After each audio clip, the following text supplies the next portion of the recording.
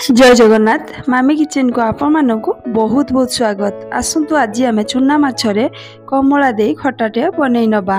चटपटा रेसिपी जदि आम सरिष मसला दउचे तेबे तार स्वाद अधिक भल लगी थाए। एई चूना माछर खटा दे जदि आम भात खाउचे भात थाली भात सरी जाइतिबो किंतु जना पड़िबो नाही।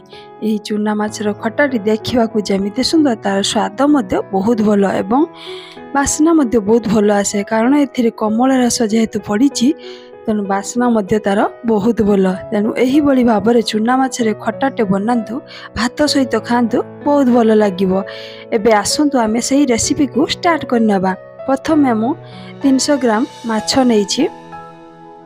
एही चूना माछ सब वर्षा दिन रे ही मिली थाए तेणु एही वर्षा दिन रे चूना माछ सहित अन्य माछ भी पड़ी थांते मिली थांते।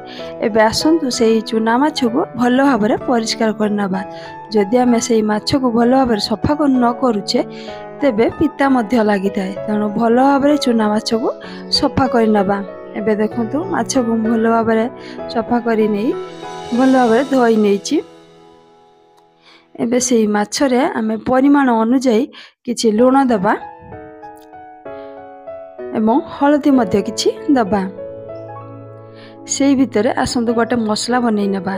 मसला पाई नैछि गोटे बड़ पियाज एभली काटी नैछि, 5 रु 7 कला रसुण नैछि, किछि अदा नैछि एवं हाफ चामच जीरा नैछि एवं गोटे बड़ चामच सरिष मध्य नैछि। एई मसला को आसंतु आमे शिଳରେ चिकन भाबरे बाटी नबा। एबे मोर मसला भल भाबरे रेडी हे गला। सेही भितरे आसंतु कड़े से माछ पकईथिबा लुण हलदी पकईथिबा माछ को भल भाबरे गळई नबा। एबे मोर भल भाबरे गळई हे गला। सेही भितरे देखंतु कड़ई रे किछि मु तेल गरम कर नेछि। तेल मध्य गरम हे गलानी। सेतिरे गळई रखिथिबा माछ को आमे पकई भाजी नबा। भाजिला बेले आमे बेसी भाजीबा नै, हालुका से भाजीबा जेमिति कमला रस एवं मसला रसटी भल भाबरे ता देहरे पशिजिबो। माछ देहरे जदि मसला बा कमला रस भल भाबरे न रहिबो तेबे खटाटी भल लागिबो नाही। तेणु माछ को आमे हालुका भाजीबा। एवं एठी देखंतु माछ को आमे भाजिला बेले किछि समय पकेइकी रखिला परे जाइगो अलटाइबा।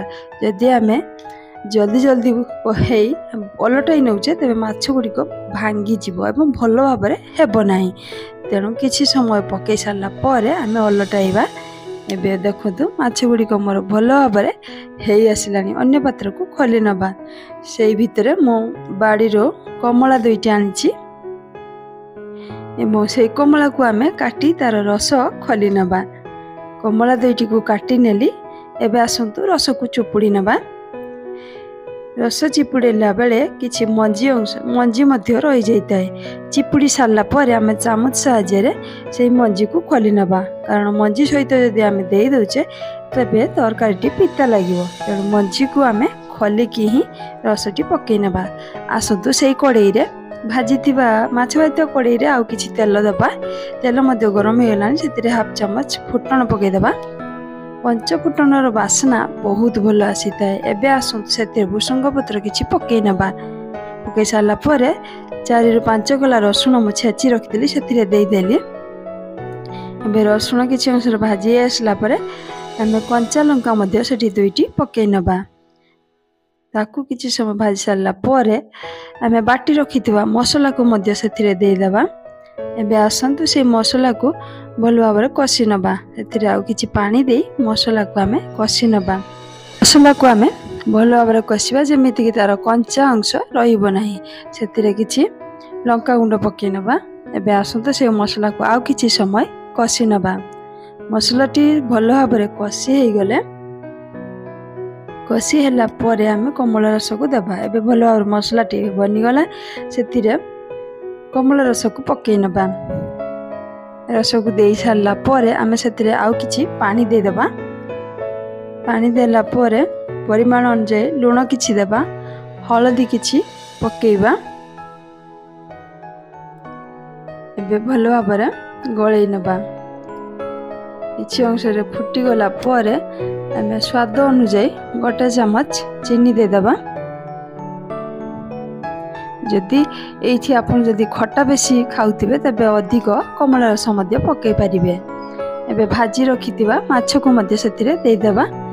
एबे गळै नै आ किछि समय फुटिवा को छाड़ी देबा। जदि वीडियोटी आपनको भल लागे तबे लाइक एवं सब्सक्राइब करिया को भूलिबेनी। फुटिला बेले बहुत भल वासना आसुची जेहेतु एथिरे कमला रस पड़िची। कमला रस मध्य हजम करिवारे मध्य बहुत सहाय्य करे कारण एथिरे विटामिन सी थाए तेणु हजम मध्य भल होइताए। एबे मोर चूना माछर खट्टा भल भाबरे रेडी हो गला। तेणु एही भली भाबरे चूना माछरे कमला रस दे खट्टाटे ट्राए करंतु केमिति लागुची कमेंट बॉक्स रे लिखि निश्चित जणांतु। वर्तमान पाई रहुची पुणी देखा हबो नुआ वीडियो नुआ रेसिपी सह। जय जगन्नाथ।